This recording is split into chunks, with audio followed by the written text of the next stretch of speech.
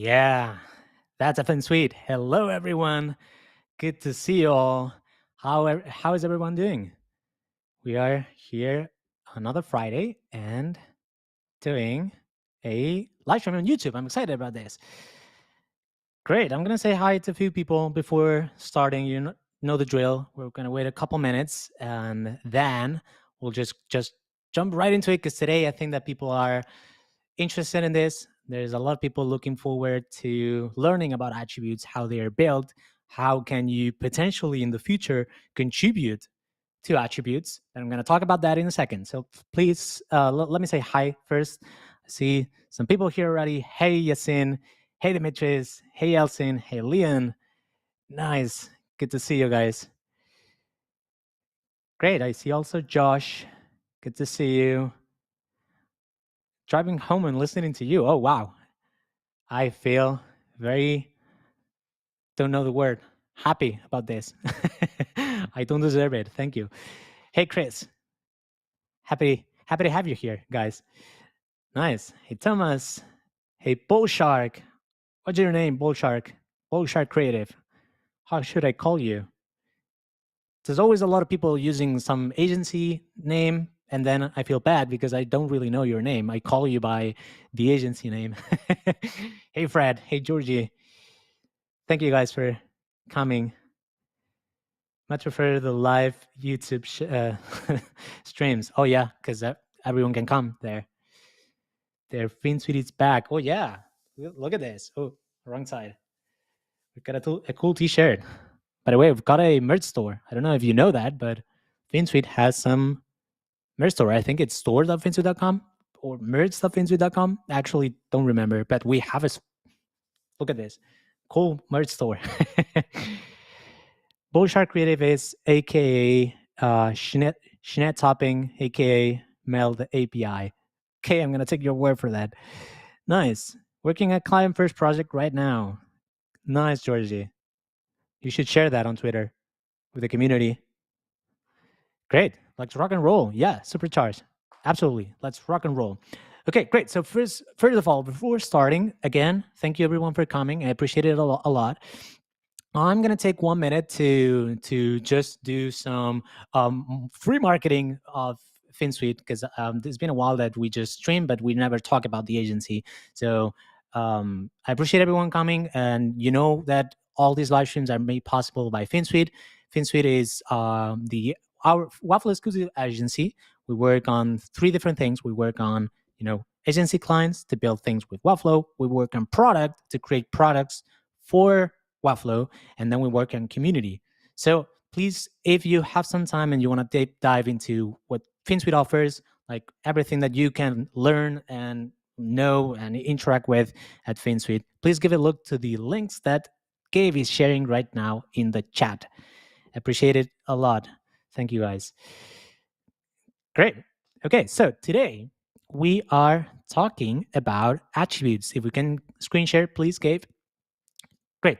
So I see a bunch of people here. So I'm assuming that you came because most of you know about attributes. Right now, there's a fairly popular project called Attributes by Finsweet. Okay. And this is the current version, the version that you can right now visit and use. And in finsweet.com/attributes. Okay. This project is used quite a lot. We've got some solutions here that are used by millions of users. There are many sites with a lot of traffic that are using these solutions. And thanks to this library, a lot of people was able to implement functionalities on the Webflow sites, but without having to code by just using attributes. That's the name of the library. Attributes will allow you to implement functionalities on your Webflow site by just adding HTML attributes to your elements. So let me show you how the current library works, okay? Not the upcoming library, but imagine that I wanted to use something like, let's do mirror clicking. I don't know, fairly simple example. And in here, I want to mirror clicks between 2 buttons. So when I click on this button, I'm clicking on this right arrow here. Okay, so usually you would do JavaScript, but in this case, when using attributes, all we're doing is we're slapping a script tag on the page, and then we're just identifying elements by using some HTML attributes, like you can see here. We select the element on Webflow, we add some attributes, and that's it. Plug and play. You publish it, and everything works. Okay. And I'm pretty sure that most of you already know this, so I'm not going to bore you about this. Today's live stream is to talk about Attributes V2. Okay. And before moving on, I just want to clarify this is not an official launch. I'm not doing the official launch where I present you Attributes V2 so everyone can start using it. This is kind of like a pre-launch video where I'm talking about how Attributes V2 is built. And I'm going to build one solution live with you guys, okay? Because the plan with Attributes V2 is to open source it. The code base that we have for Attributes V2, we are working on it, we're preparing it. So we are going to open source and everyone will be able to interact with the library. So you'll be able to fix any bugs if there's any. You'll be able to create new solutions. You'll be able to interact with our team to, define new solutions or propose new functionalities or changes, additions, removals, whatever. So you'll be able to just contribute to the library. That's why we want to make it open source. So it's a community effort, always lead by Finsweet. We are still going to be working on the library, but we want to allow people from the community to be involved in it. Okay, so that's coming soon. We're going to be open sourcing it soon, but I want to start showing things to you. Okay, so I'm going to explain how Attributes V2 works, what are the differences between V1 and V2, and how you can implement one functionality, one new solution with V2 once we open source it. Okay, let me check the chat 1 second if I'm missing anything here. Hey Sylvan, hello. Does anybody know if we can show only texts that are present on the page? We're gonna address that later. Kind of a relevant question. If I have some time, Demetrius, we'll go off topic. But for now, I'm going to focus on Attributes V2. Great. Okay, so I've got a lot of things to do in just 50 minutes. So first of all, let me start by just explaining how Attributes V2 works in difference to Attributes V1. Okay, so usually when we have a page here, this is our Webflow side. And let's imagine that we have some elements in place in here. I'm going to just do like this. We've got a bunch of elements, or maybe I can do this, blah, blah, blah. Let's make this bigger, actually, something like that. So this is my cool page with my always fresh and cool designs. And usually what you would do to implement a solution, let's take this example in here, mirror click events. You would usually grab this script tag and you would put it on the page. So you would come in this page and you would just add this. Let me make this very small like that. So imagine that this goes in the page head. Okay, so this would go in the page head. And essentially, if you have a lot of solutions, you would add one single script tag for each solution. So mirror click is a solution, CMS filter is a solution, CMS nesting is a solution, I don't know, rich text is a solution, accordions are a solution, etc.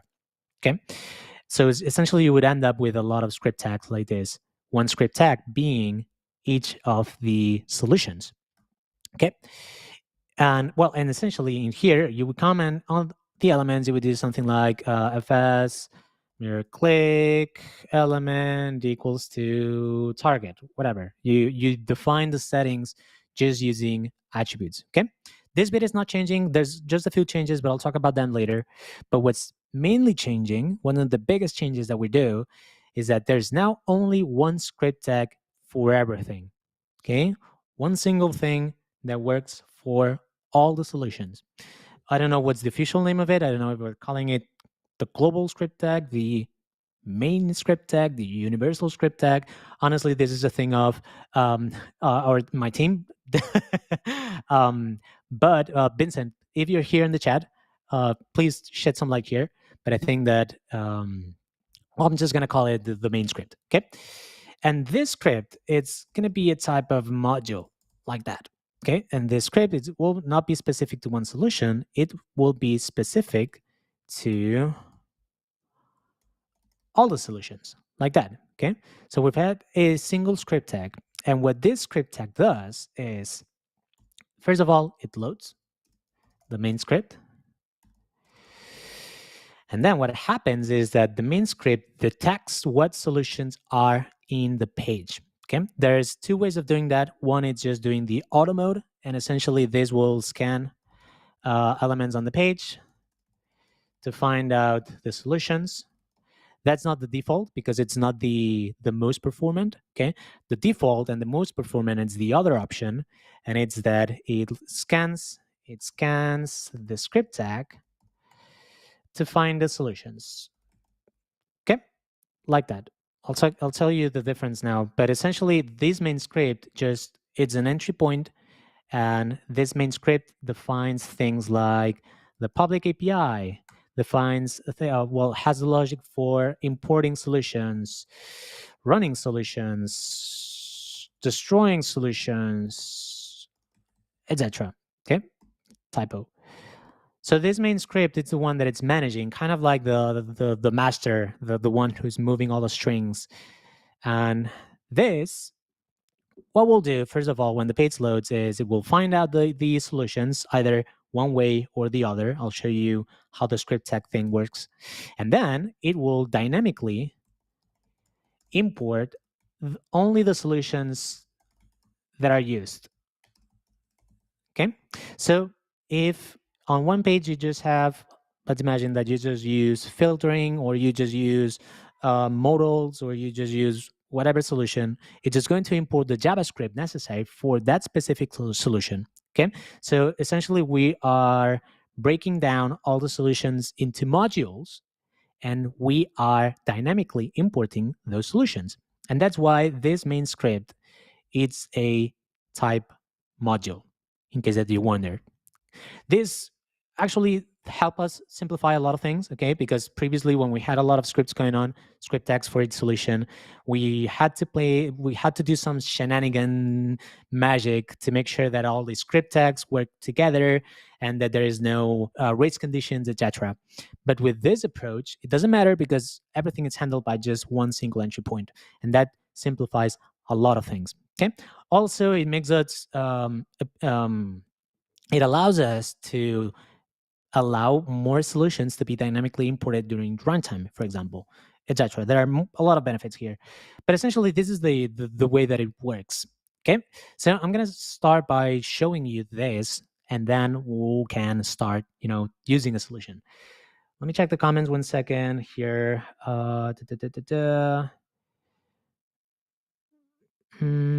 Alex, I still remember the day that you introduced us to dynamic imports, already kicking something with that, as we said at the time. It's time. Yeah. So we use dynamic imports here with attributes. Correct. Great. Okay, so here's the code base. Okay, it's not public, but we can just share it already. Okay, this is a monorepo. And in this monorepo, essentially, we've got a lot of packages.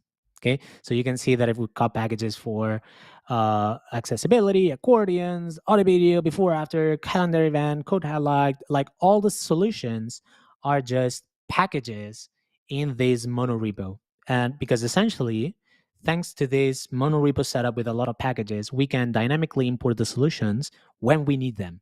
Okay, so these solutions, each of these solutions, it's completely contained, so it's completely just independent, which could potentially be used as a standalone solution potentially. So this, it makes it also very good for open sourcing, because we can have a lot of people working on different solutions that will not affect all the other solutions, because each single package here, it's completely independent, although we have ways to connect them. I'll talk about that if I have time. But yeah, that's the main idea. Okay, I assume someone will make a big JetBoost alternative based on open source attributes code. Well, let's hope that that doesn't happen. But the main reason why we are open sourcing this is because it's a free product. We do it for the community, so we want to make it collaborative. Okay, and we really don't care if people can see the code. Like, doesn't matter. The thing is that if the code works, we can just make it work for everyone in the community. Then that's a good solution. No need to build any paid product on top of it. Great. Okay, so how about we deep dive into the solutions? What I'm thinking, because instead of giving you a lot of information here. I think that with this little info, you have enough. How about I start building a solution so I can explain things better while I'm coding one solution? Okay, what do you think about that? I will appreciate it if you give me a thumbs up, because then I can know that people are following. Or if you have any questions, just drop them in the chat. I have here my chat. I can see it. Okay, but let's go. Nice. Great. So what I want to do is I'm going to create one solution that it's been asked for some people in the community. Okay, and this solution, it's the date formatting solution. Okay, essentially, when you work in CMS in Webflow, so actually, let me create a new page. Let me do. By the way, we manage all the solutions directly in Webflow. That's why we that's why we code for Webflow. Let me duplicate this one. Okay, I'm gonna call this date like that, and I'm gonna get rid of everything that it's not this. Everything goes away. Everything goes away. I don't care about this. I don't care about this. Great. Format dates in Webflow. Okay, so when you're working with a CMS collection in Webflow, so let's add some CMS. Oh my God. When we do, I think that I have here projects, and here I add some. What am I doing? Why is this hidden? Nice, here. Great. So imagine that we add some date. I'm going to do, I think that I had here some element that had a date, like created on. In Webflow, you've got some ways of formatting things. So for example, I think that here, yeah, we can choose the format like that. And there's quite a lot of formats. It's completely fine. But it still does not have all the controls that you could have with JavaScript. So imagine that you want to mention a week of the day with language, like I want to say Wednesday, or I want to say miércoles in Spanish, or maybe you just want to grab some date and just explain it with text, or I don't know, like there are many things, or maybe you want to format some date that it's not inside a CMS collection, etc. Okay, so instead of using JavaScript, we're going to create one solution that is implemented just using attributes. Okay, and I'm going to call this date, but I'm going to tell you something, and it's that I haven't run this solution by my team, so we might be doing some renamings of things before publishing the solution. Okay, but I'm going to do it anyways for the live stream. So with this date formatting solution, I want to do a few things. I want to allow users to format any date in any way.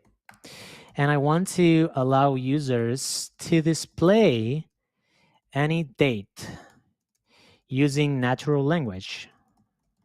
So for example, imagine that I want to show the current year. Like maybe at the end of the body, at the footer, I want to have one text block, and this text block I want always to be the current year. So instead of having 2024, I want to have something that it's always showing the current year. Okay, so we would allow this also with this solution. Maybe we could do also displaying a date using natural language. I think that we can say here because it's going to be quite a lot of work here. But essentially with this, hopefully everyone understands it. So let's imagine that we just identify elements, and then with some settings, we can define exactly how to display those dates. We've got a countdown solution already, Georgie, I think. Let me check. Oh no, count items, input counter, number count. Oh no, we've got a number count, but we don't, but we don't have a countdown. That would be probably a different solution. The idea is that always all the solutions and attributes are compatible. So even though we might have one solution that is just for date formatting, maybe with another solution that it's for counting down, we can, format the date with one attribute and then do the countdowns with another attribute. Okay, but that's completely out of the scope of today's live stream because I don't have enough time. Great, nice. Okay, so I'm gonna start creating this, and in the code base, this is the code base. I have it here in my VS Code terminal, in my VS Code. And essentially, as I said, this is a PMPM workspace. So anybody who wants to start collaborating this, let's assume that you're watching this on the future, and open attributes is already open source. If you want to start collaborating here, first of all, you want to make sure that you have installed PMPM. So you want to do PMPM install dash global npm install dash global PMPM. So you have PMPM on your machine, and then once you have that, you want to do a PMPM install here to make sure that you have everything. You've got everything, and then you want to do PMPM dev. Okay, and let's check what happens when you do PMPM dev. From all the packages, we have one single entry package that is the attributes package. Okay, and in these attributes package, essentially we're doing what I told you before, and it's that we are initializing, we're checking for all the solutions, and then we're dynamically importing those solutions like this. So we're doing dynamic imports. I'll show you this in a second. And then this, it's being served in a script tag. Okay, so I'm gonna grab this script tag here. Oops, I just messed up already.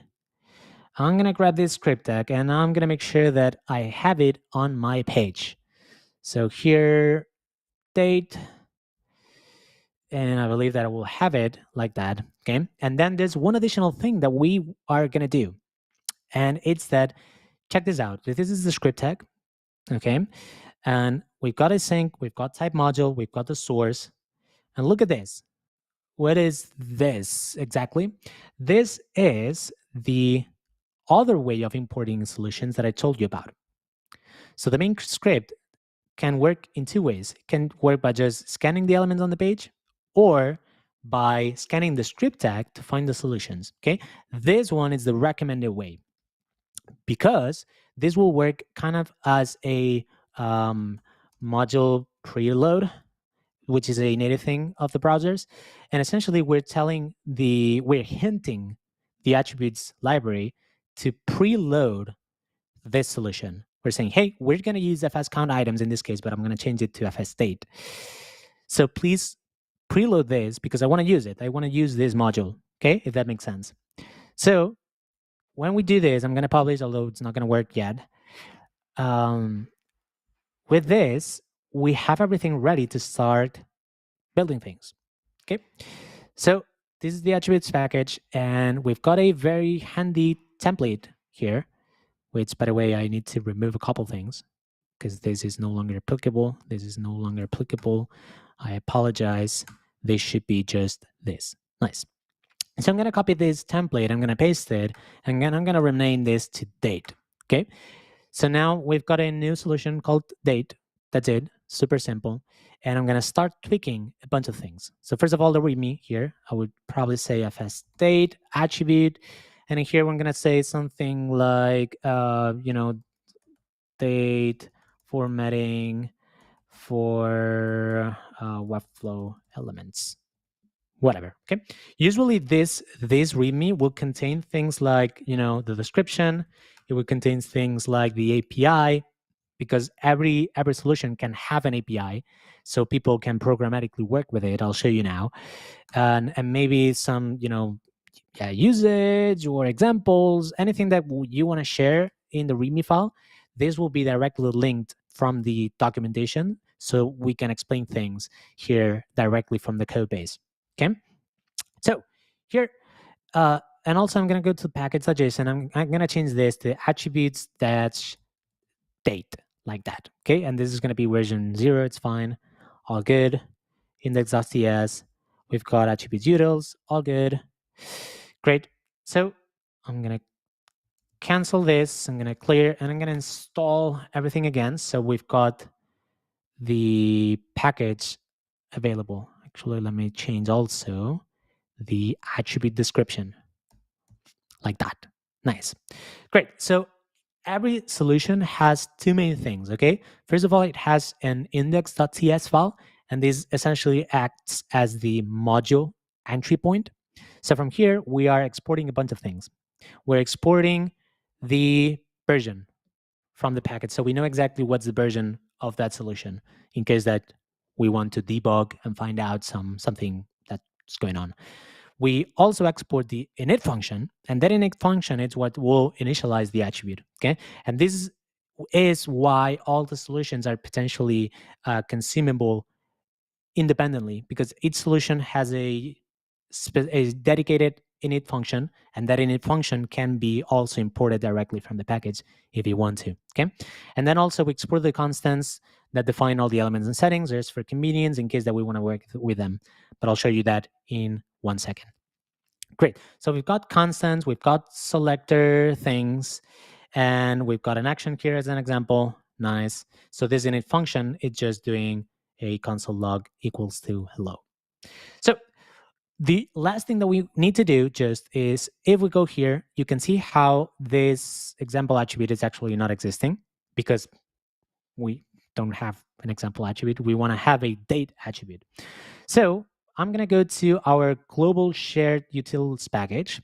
And in here, if you go to constants attributes, we define all the keys from all the solutions.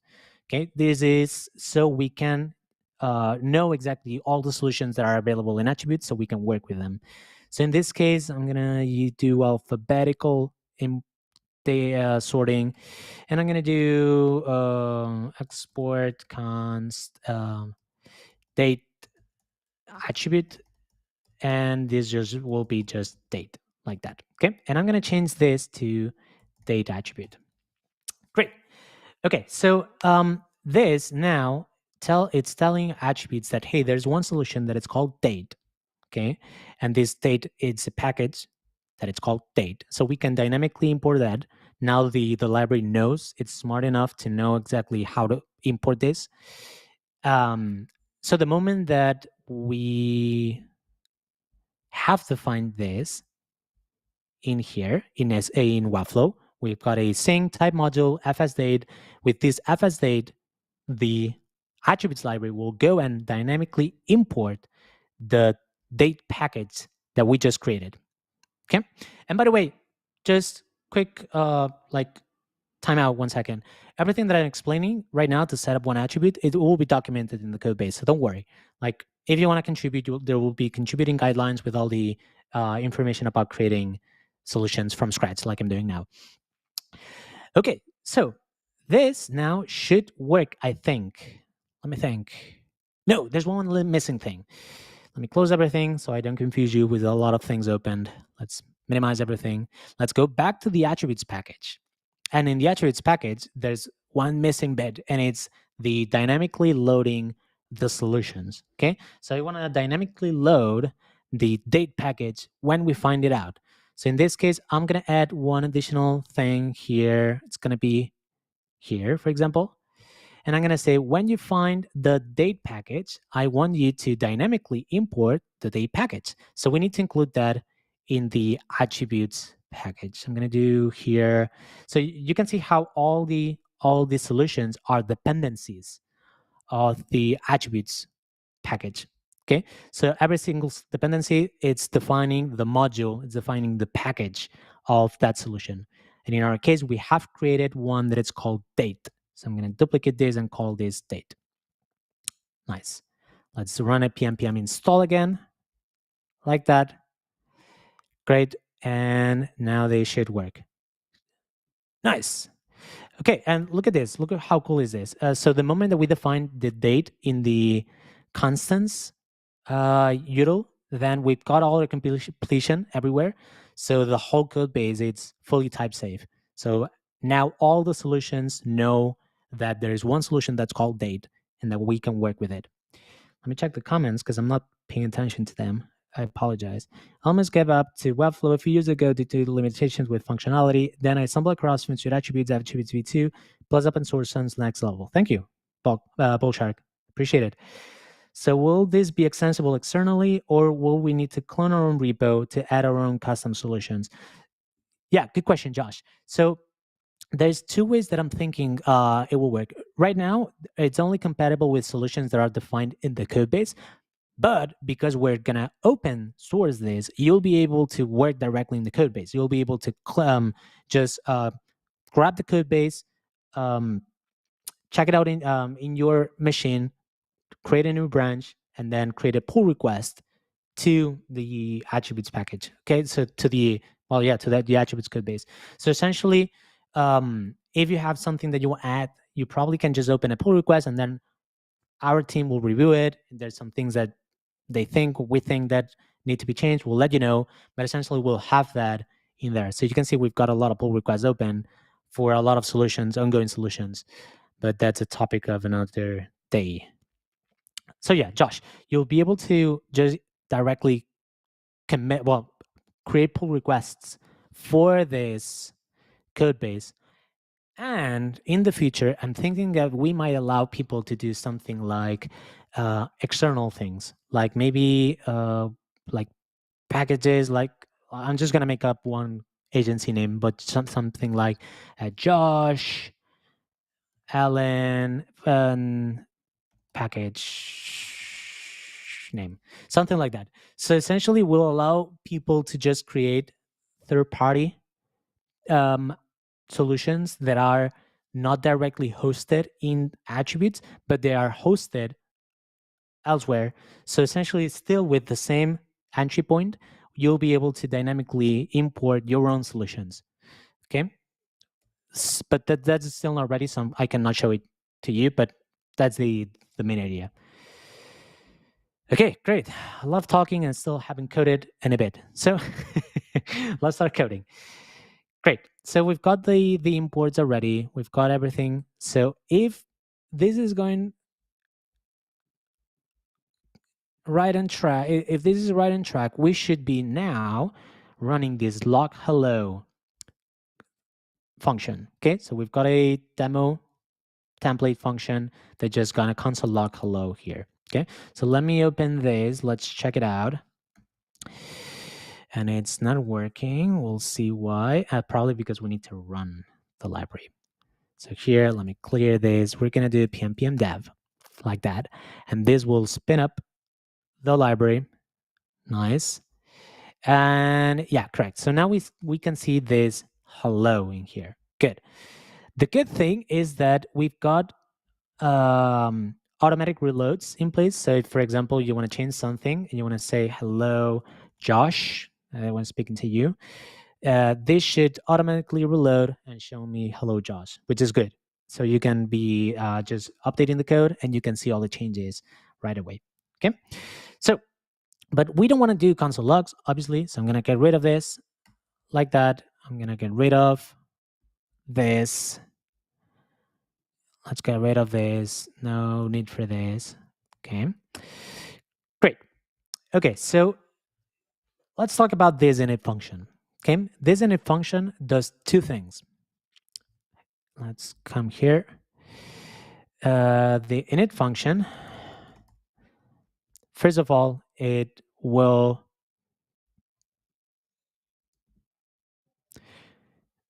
scan the page looking for elements and settings to initialize the solution. Okay, and it will return two things. It will return the public API, and it will return a destroy function.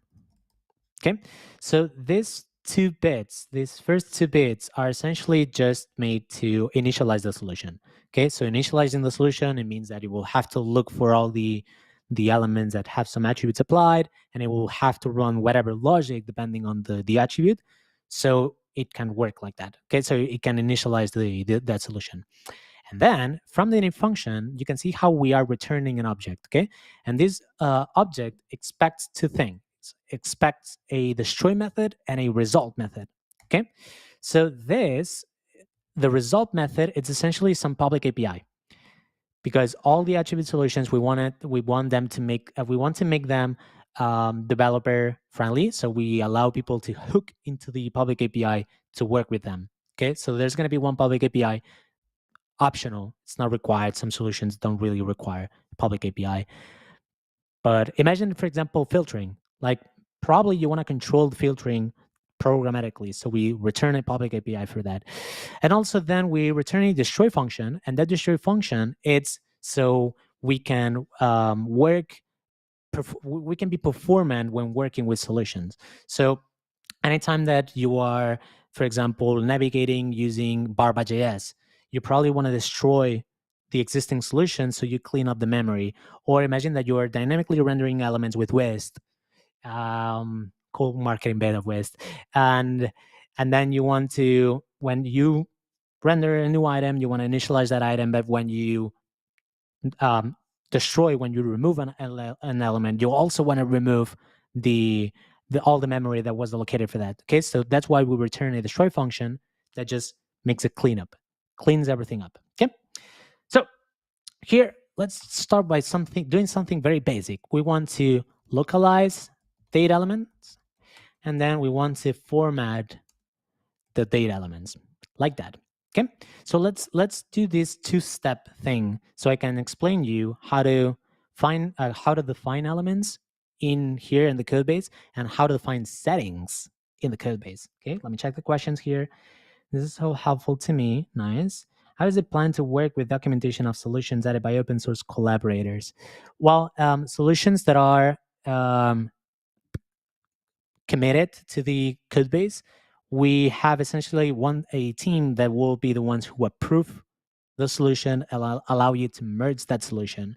And when they do that, they will be the ones in charge of also including the documentation. Okay, so the documentation will always be included in the README file in here, but at the same time, we also have one Webflow project with with fancy documentation that explains things way better than just a README file.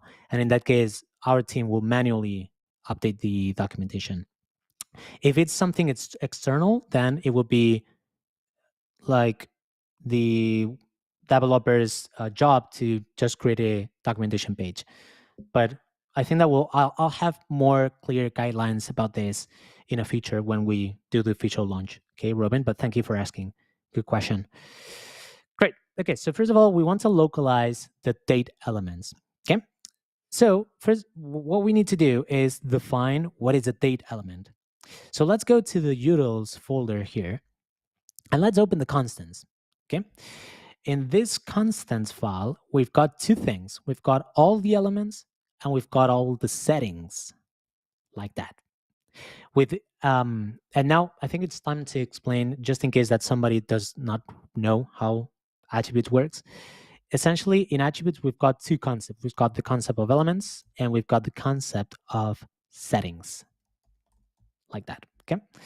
Elements are always, let's make this bigger. Elements and settings.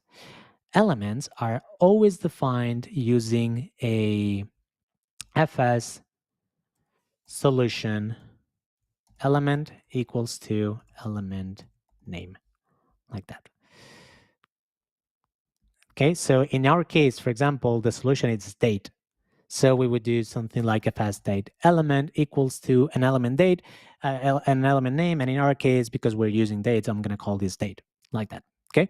But imagine that, you've got multiple elements. So for example, filtering.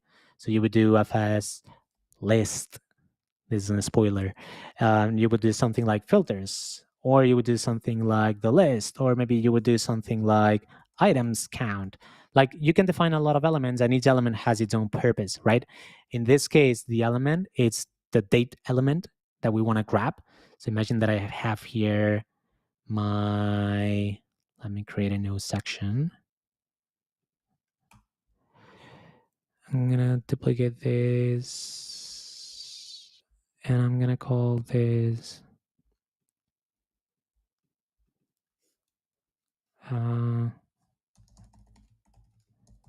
like that.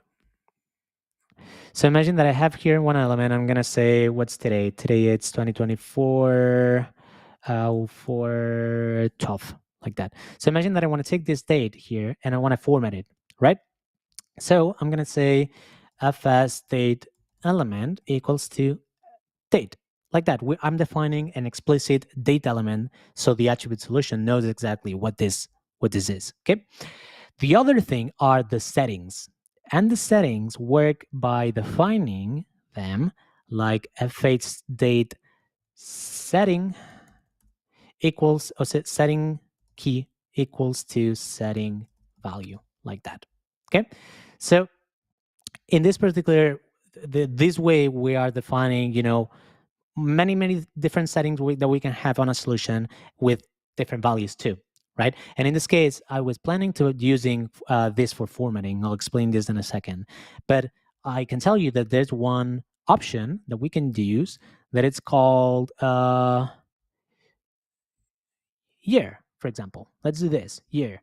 So I'm going to have one setting that it says, how do we format the years? So this will be called fsDate year, and the value can be either numeric, or it can be two-digit. I think it was. Let me check. Numeric and two-digit, like that. Okay. So this is how we define settings. So you can apply them on every element. Okay. And the settings, they have one particular way of working, and it's that they cascade down. So imagine that we have here, let me create one page, and we have here a bunch of elements. So I'm going to call this element 1 and element 2, like this. And this element will be fs date element equals to date. So we've got one date here. And also we've got another date here, like that. Moving this up. So you can apply settings either to an element. So imagine that I have here this element and I want to add it the setting. So I would do something like fs date year equals to numeric, like that. Okay, so now I have this particular element with that it's this date element that has its setting of year of numeric. Maybe the other element, I want to have a different setting. Maybe I want to have something like two-digit on this other element. I'm going to make this bigger because I don't have space, like that. But settings cascade down, exactly like just gonna give you like something to remember. Just like when you create a style in Webflow and you create it in desktop, and that style cascades down to mobile, that same thing happens with settings in attributes. So imagine that instead of adding this numeric setting to the elements, imagine that I wrap them. So I create a wrapper, and on this wrapper, I add the fs date year equals to numeric, like this. Now I don't have to specify it to this child, because the child will say, okay, you don't have a year setting, but I see that there's one parent that has the numeric setting. So this means that I'm going to use this numeric value here. But because we can always override values from the parents, this particular element, like, hey, yeah, there's one parent that has numeric, but I also have one more, specific value that's applied to me, so it's overriding. And so this element will be two-digit. This element will be numeric because it's inheriting from the parent. Does that make sense? Am I explaining this correctly? This is actually kind of, core thing. So I want to make sure that I'm explaining things. George is asking, can there be any parent, or does that need to have fsDate element in it as well? No, it can be any parent. And the cool thing of this new setup is that it can be any parent, or it can also be the script tag. So this script tag here, if I add it to the script tag, so remember that we did something like fsDate, right? On the script tag, I can also add global settings. Like I could say fsDate year equals to numeric. So now this means that all the elements by default, so if I skip this, if I remove this, by default, this element will have the fs date year equals to numeric because it's the outermost parent. So the way of cascading down always goes from script to parent to element. Okay, so this way, I see people excited about this. Nice. Vincent, if you're looking at this, we know that we've made the right decision. Nice. So if I have my setting on the element, that it's fine. But if the element does not have a setting, then it's going to check for any closest parent. If there is any parent that has the setting, then it's okay. But if there is no parent that has the setting, then it's going to check for the script tag. And if the script tag does not have the setting, then there's no setting. Okay. Basically, can easily copy paste global initial settings between projects in one line. Yes, that's right. That's the idea. Great. Okay, so this is how it works. And let's come here and define the elements. Remember that we've got here in the code base elements and settings. So I'm going to define element. In this case, it's the date element. So I'm going to call this defines a date element. Pretty redundant. And in the settings, let's start by doing this year thing. So I'm going to call year. And how about we do, actually, let me grab it from here. The representation of the year. And in this case, this is year. And we've got values either numeric or 2-digit. So I'm going to do numeric, numeric, or 2-digit, like this. Okay.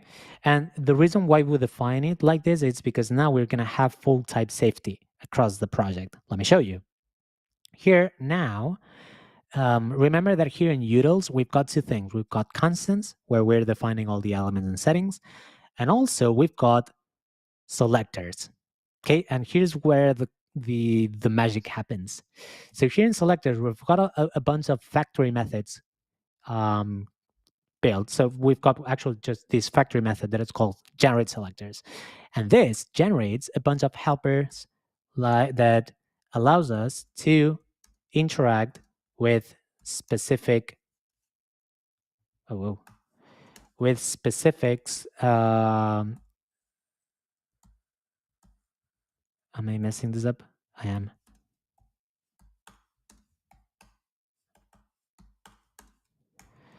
With specific settings. So for example, I can check if an element has a specific attribute, or I can get a closest element of a specific attribute, or I can get a specific selector, or I can query all the elements of a specific attribute. So let's start by using this.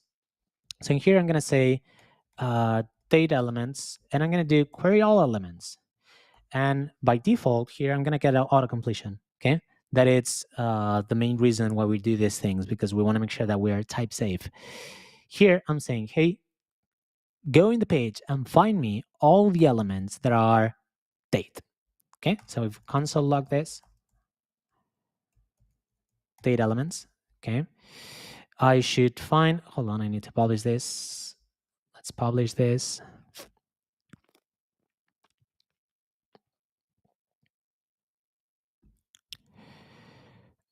Great. So here you can see how we've got already one array of one element, and this element is this element here.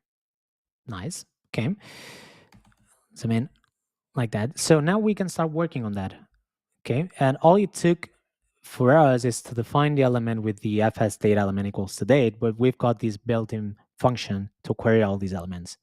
Now, for each of these elements, I want to do for, probably what I like to do is just create a factory. So I can do something like init date element. Sorry, const. Okay, and this date element will be an HTML element. Okay, so in here we can start doing things. Like, let's just do something that doesn't make sense, but I'm going to do in our HTML. I'm going to say, hey, like that. Okay, so if I come here and I grab all these data elements and I map and I say for each data element, I want to init the data element like that. If we go back here, now we are updating this element because obviously I'm just changing the inner HTML. But what I want to do here is I want to format the element based on the settings. Okay, so let's start by getting the settings. So what I'm going to do is here, I'm going to get the year. So I'm going to do a get attribute. And this is, again, one of the built-in functions that we've got to interact with all the attributes.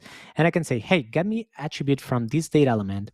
And again, check how we've got the auto completion for the settings. So in this case, we just have one setting that's year. So let's grab this. Actually, no, let me create another one. Let me do a locale. Because the locale, I think it will be better. So I'm gonna say call this locale. The locale used to format. Okay, and there's actually no values here because it will be arbitrary. So this in here, not only I'm gonna get the year, I'm gonna get the locale like that. So I'm gonna do get attribute, and I'm gonna get these from the data element. I want to get the locale like that. Okay, not locality, but locale like that. So what I want to do is I want to use the built-in internalization datetime format method from the browsers to format this. Okay, so I'm gonna say, well, first of all, I actually need to grab the date. So one thing that we can try is to get the date on the element. So in this case, I would say date equals to new date, and I want to use date element equals to inner text. Okay, so in this case, what I'm doing is I'm grabbing this text from the element and I'm creating a date object using JavaScript. So it's the same thing as I was just doing this here in the console. Oh, I messed up. Like that. Okay, so we're creating a date object so we can interact with it. It could be that there is a wrong value. Oh, but that does not throw. Will it throw? What if I try to... We'll see. I'm going to check it later. But okay, for now, let's keep it simple. So now what I'm going to do is I'm going to create a datetime format. And this locale thing could be either string or it could be undefined. Okay, so it's perfectly fine, actually, like that. And I'm going to say format, and I'm going to format the date. So I'm going to call this formatted. And once this is formatted, which is a string, now I'm just going to get the date element, and I'm going to update this. So if we did it right, look at this. So, okay, I'm going to summarize because I know that I went fairly quick now. But what I'm doing now is I'm grabbing this value here. And now this, it's changing the formatting to match the locale. In this case, because the locale is undefined, then this is defaulting to my locale in my browser, which is Spanish. So this is using the day. Actually, no, I have the browser on US. So this is using the US locale. So this is using month, day, year. But imagine that I want to change that. I want to make this, let's make it French. So we come here and would say fs date locale. Remember that we've defined the setting like this, locale, okay? And in here, I want to pass any locale. So if we go back to here in the settings, we can check that the locales that are available are a string with a BCP 47 language tag. BCP 47 language tag. Let's grab that and let's find.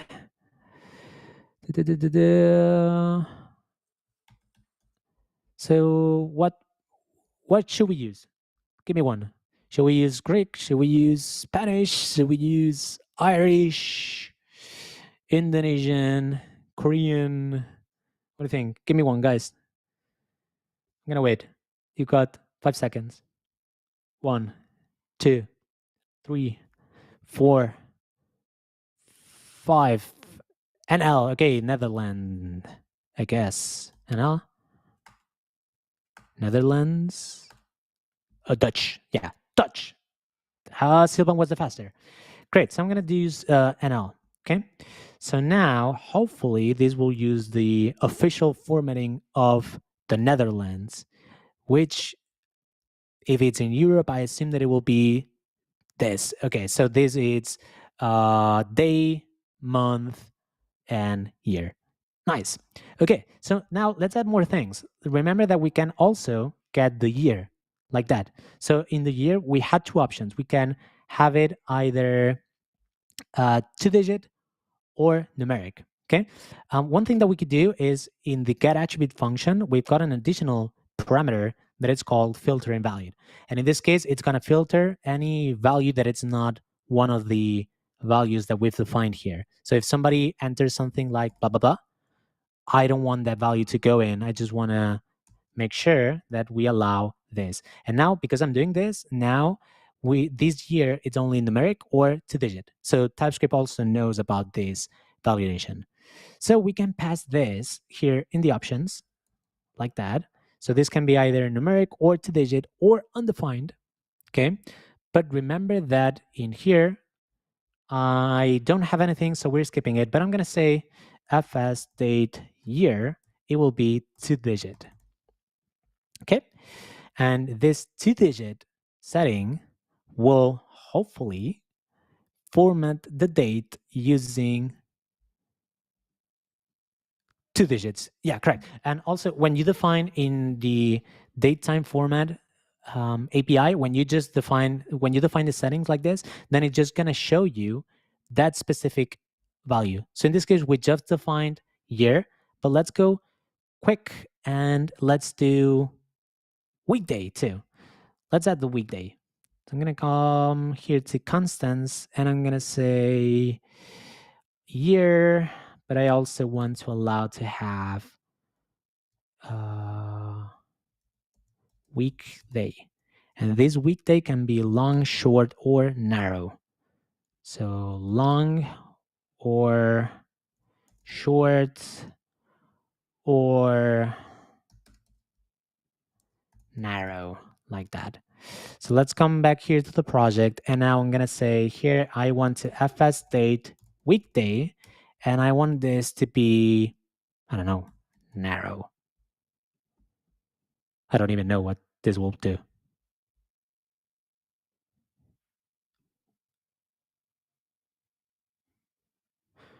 Thank you, Josh. Function is validate, date, return date instance of date, and is nan date.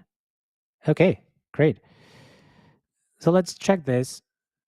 Okay, so the weekday function probably doesn't work if you don't add more things. So we probably want to add more things. Let's do the month and the day. Let's go. I'm going to do super quick, okay? So I'm going to do weekday. I'm going to do also the month. So month, stay with me. Numeric 2-digit, long, short, and narrow. Long, short, and narrow. So I just need to add also this. So this is what can be in the month, and the day can be either numeric or 2-digit. So I'm going to copy this. Here, month, day, day. So numeric or 2-digit. Great. So let's grab, I don't know, let's say month, it's going to be numeric, and day, it will be 2-digit. Let's try it.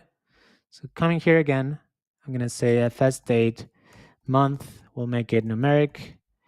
And we're going to say fs date day equals to 2-digit.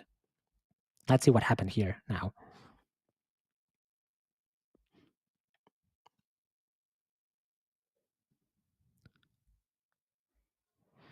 Okay, interesting. Oh, I'm stupid. Sorry, guys.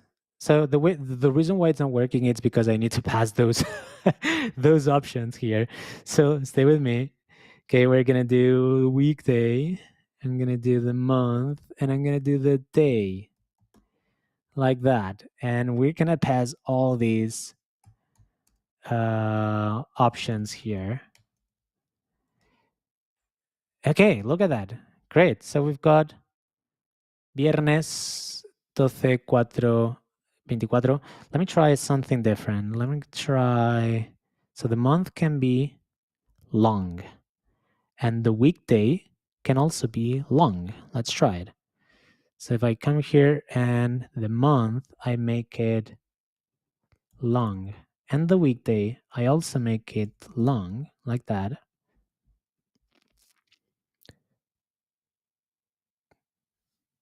You guys are okay? Sticking with me? Great. Okay, look at this. So now look at this, what's happening. We're almost, done with the goal, which was to format a date using the Netherlands locale. Okay. And now we also passed some options. And these options are the locale, the year, the weekday, the month, and the day. And we're specifying the format of each one of those. Okay. So in this case, we're saying, hey, I want to use from Netherlands. Let's change this to, what was the next one? Spanish. So let's change this to Spanish. I want to use some Spanish and I'm going to change it, with the year being displayed as 2-digit. Let's actually show the full year. So I'm going to call numeric. And the month and the weekday will be long. So essentially it uses the word. And then the date, the day will always use 2 digits like that. So if we did it right, right. Come on. Great. Yeah, now we are formatting using Spanish. What about that? Now imagine that for any reason I want to format using CMS. Now in that case, you could maybe bring the locale from the CMS, right? Because remember that attributes now can be updated from the CMS. Now, also, let's imagine that I have multiple dates like this, and I don't want to be specifying on each one of these the locale. So I'm going to get rid of the locale of all of these. Getting rid of the locale, and also no locale here. Nice. And maybe I'm going to add it to the parent. So I'm going to do fs.de locale es for Spanish, and that will also work, okay? Because it's always, remember the inheritance, it will always come from the parent. So in this case, this should also work, or I could get rid of this. So let's get rid of this setting here, and I could come to my page here, date, and I could update this to have not only fs date, but I also want to pass fs date locale equals, oops, I messed up, equals to yes. So now all of the elements on the page here will be inheriting Spanish because it comes from the script tag. Nice. Great. Okay, we're 5 minutes past the time, so I don't have time to talk about the rest. I actually wanted to do more things, but let me kind of give you a briefing of what we're gonna do next day. So I'm gonna get rid of this. Let's save again. Let's publish. Okay, so next day, what I want to do is I want to explain the full workflow of not only creating the solution, but also creating the solution. So we're going to finalize the solution, but also we're going to add tests to the solution. So because all the solutions didn't have time to talk about this, but all the solutions in the repository, they have tests. So we've got tests for accessibility, accordions, audio video, blah, blah, blah, blah, blah. Okay, so we've got tests for all the solutions to make sure that all the updates are, fully safe and people who are contributing to the code base will not mess up existing solutions. Okay, so next day I'm going to talk about implementing all the tests. I'm going to talk about our workflow to submit a solution, opening a pull request, getting feedback from the team, or giving feedback to somebody, and then approving it, and then merging it. Okay, I'm going to talk about all of this in the next live stream.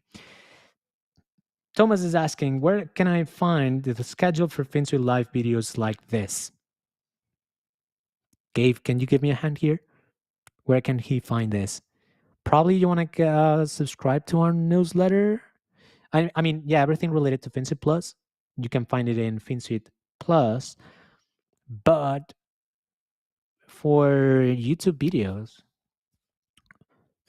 well, one thing that you can do is you can go to YouTube and you can go to the Finsweet channel.